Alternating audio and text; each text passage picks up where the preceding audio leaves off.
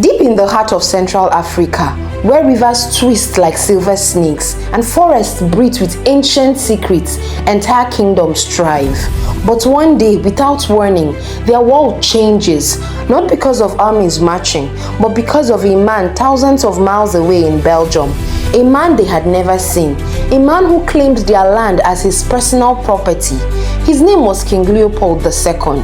He didn't conquer the Congo with soldiers, he conquered it with lies, signatures, and the power of a pen.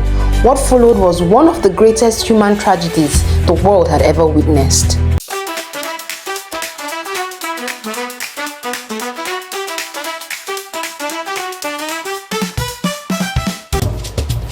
Leopold wanted an empire, but Belgium thought it was too small, too peaceful, too uninterested in colonization, so he found a loophole. He would not take colonies as a king, he would take them as a man. Leopold created fake humanitarian organizations, International African Association, scientific missions, philanthropic ventures. On paper, he was there to civilize, educate, and end the slave trade. But in reality, he wanted rubber, ivory, and unlimited wealth.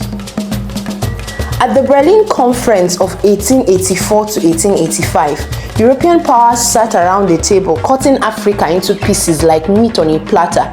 Leopold charmed them all. He claimed he was building a free state where Africans would prosper. The European nations believed him and handed him 2.3 million square kilometers, a land 76 times the size of Belgium. Leopold called it the Congo Free State. The world applauded, but the Congolese people were about to enter hell. Leopold's agents enforced impossible rubber quotas. If a village failed, hands were chopped off, children were taken hostage, entire communities burned, people were whipped with the chicote, a brutal hippo hide whip, and anyone who resisted disappeared. The Congo became a land of silence and fear. Leopold never stepped foot there, but his orders echoed louder than any army. Rubber flowed out of the Congo, money flowed into Leopold's pockets. He built palaces, monuments, lavish estates, all funded by forced labor and suffering. To the world, he was a humanitarian king. To the Congolese, he was a ghostly tyrant. It took brave missionaries, African survivors, and whistleblowers to expose the horrors. Photos of severed hands, starving children, and broken villages shocked the globe. Writers like George Washington Williams and E.D. Morel ignited a worldwide movement. Even Mark Twain wrote a scathing piece titled King Leopold's Soliloquy. By 1908, the outrage became too large to ignore. Under international pressure, Belgium stripped Leopold of his private colony. But the damage was done. Millions, yes, millions had died. Leopold II died wealthy, celebrated by some, despised by millions.